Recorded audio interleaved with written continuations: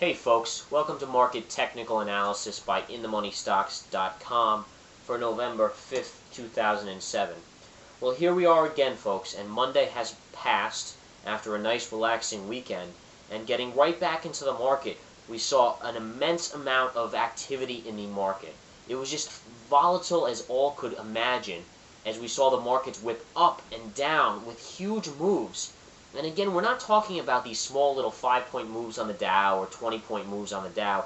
We're talking about 50-point swings in a matter of minutes. We're talking about the NASDAQ literally pushing up or down 20 points, 15 points. You're talking about a percentage point of movement in an index. And that is almost unheard of, except maybe going back to the tech bubble, the internet bubble in 99, 2000, thereabouts, where you saw this type of volatility up and down as the market was beginning to dump out. Now the question remains, well, if we're comparing it to that type of activity, are we saying that we're in the same type of bubble here possibly? And I'm not ready to say that yet, so don't take me the wrong way. I'm not ready to say that yet, but it does seem like we're finding some sort of top here. And usually, as we are seeing these tops put in, we're seeing the bears struggle as hard as they can and the bulls struggle as hard as they can to cause the market to go one way.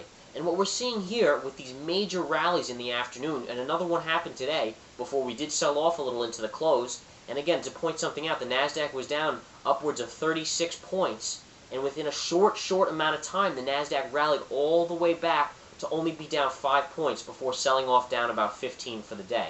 And these type of movements where the bulls just come out with all their power and try to force up, it can be looked at as possibly a topping in the market.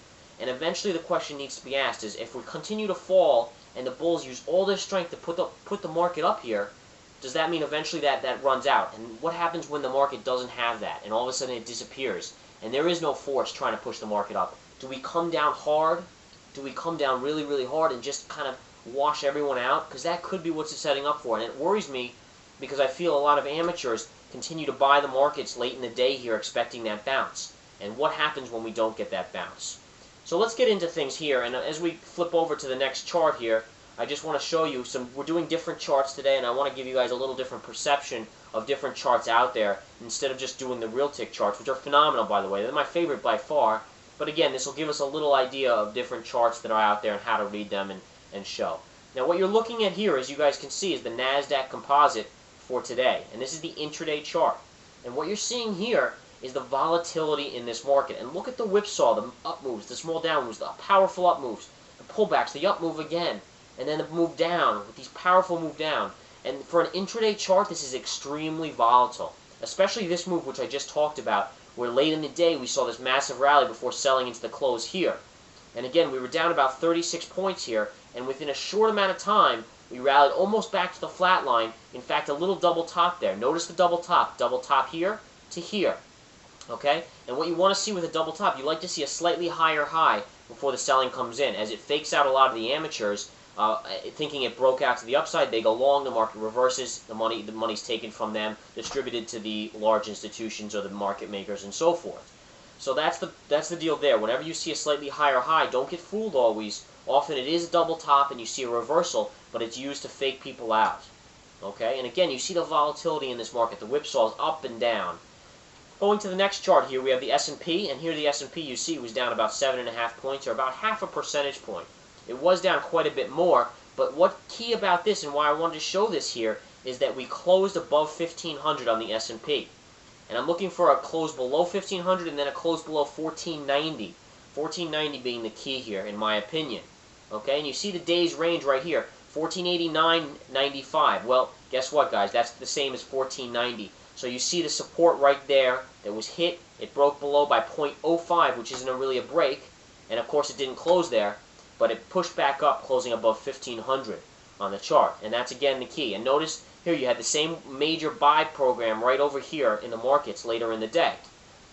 Now here's the Dow, and this is the 5-day Dow. I want to show you a little bit of a different view here so we get a little broader picture. Here we're trading up here near 13,800. You push up, and then we have the gap down. And ever since then, the market's been very, very choppy. Not that it wasn't choppy back here, but now you're really seeing these push downs, these gap downs. Here we have a gap down here. We gapped up a little here and sold right away on Friday. Bouncing up, we actually closed positive here, And notice the double top here on the intraday chart here on this 1 day, top to top. We have a gap down here. We buy it up a little bit, and we sell off to new lows. Then we rally and sell back down. Really, this line, if you connect the tops right here, you're going to see that this close was basically right at that point. Okay? You see, if you draw a line right across here, that's where we came down to and where we closed. So it's just another interesting facet. You can look at all time frames as a technical analyst. As a technical person who loves to analyze markets, I like to look at multiple time frames because it gives me the best view of where this market could be going. You always want to look at more time frames. It can only increase your perception of the market and what's been going on. Now we're going over to some other charts here, and I want to show you these here first. What you're seeing here is the NASDAQ daily chart. And what I want to point out here is that we actually closed right here, right a little bit below this line here, right about on this line, which is the 20 moving average. And the key here on the NASDAQ, I've been saying for multiple days here, is a close below that 20 moving average, which will cause a sell program down to this pink line I drew in here. Now this is the next support level here. Alright, you're going to come down, hit there, then you'll see now we close below that, and you're going right to this 50 moving average here on the daily. Okay, so again, first support right here around 2750 plus, and the next one would be about 2700. And then should we break that, and I'll have to do more analysis to find out where the next support level is. Ultimately, we could find our way down to the 200 moving average. Now, again, we pointed out this in the last video, the double top here. All right, we looked like we broke it out on this day here with the Fed, with that strong move, but we didn't get a confirmation, which a confirmation is a move higher. We have to break the top of that candle. And again, the following day we gapped down hard, and Friday we rallied. So on the gap down, we also looked for confirmation. We didn't get it, but today we might have gotten it. And tomorrow I'm going to look for double confirmation. Should we sell off and close lower? And especially if we close below the 20 moving average securely and break that low from today, then we could be looking at some more downside potential. Here you see the MACD, the stochastics, and one thing that I really want to point out to you guys is a negative divergence here on the stochastics. I haven't done a lot of negative divergence, positive divergence, but I want to point this out. Notice the height here on the stochastic coincides with this high in this candle. Then notice this point here. We have a higher high than this. If you draw a trend line, it's an angled up trend line, but you have an angled down trend line here connecting the two tops here, this point and this point. That's called a negative divergence, and that's a bearish signal. Okay? Alright, so we want to keep an eye on that. Also, you have the MACD not looking too pretty over here as well. Also a negative divergence from this point here, which coincides right here on the MACD to this point here, even though you have a higher high. And that's how you're going to read these MACDs. Now looking at the NASDAQ composite, I wanted to show the weekly quickly here. In the weekly, we put in some trend lines. Alright, well, right now we have a trend line here connecting the bottom here, and notice how it kind of coincides with this area right here. Next point here on the weekly would be a touch of here. If we break it, we're going right to the 20 moving average. Next up, we're showing the S&P right here, and this is the daily chart. And you can see the downward angle here. So this is not what I'm pointing out here is that the S&P has been a lot weaker than the NASDAQ. Google, Baidu, Research in Motion, and Apple have been holding the NASDAQ up. Should those fail, should those come down hard, should they have 2 or 3 consecutive days of 3 to 5% losses, you will see the NASDAQ get crushed, in my opinion. It's the only reason why the Qs are holding up so well, and I'll show you a Qs chart in a minute. Alright, what I also want to show is you don't have a negative divergence here, though, because you have a lower point. Lower, higher, lower, higher, lower. So those are angled properly. Alright, so you don't have a signal there that's showing us that we might have more decline, even though we probably will, depending on where we are.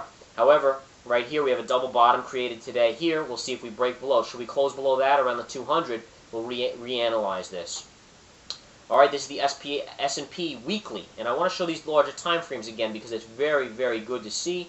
And one thing I do see here is that you have a small negative divergence here. This area right here coinciding with this, and then it looks like this is a little weaker here, even though we did touch higher here on the weekly. So that could be a negative signal right there, though it's very close. It's almost neutral there. RSI negative right here as well.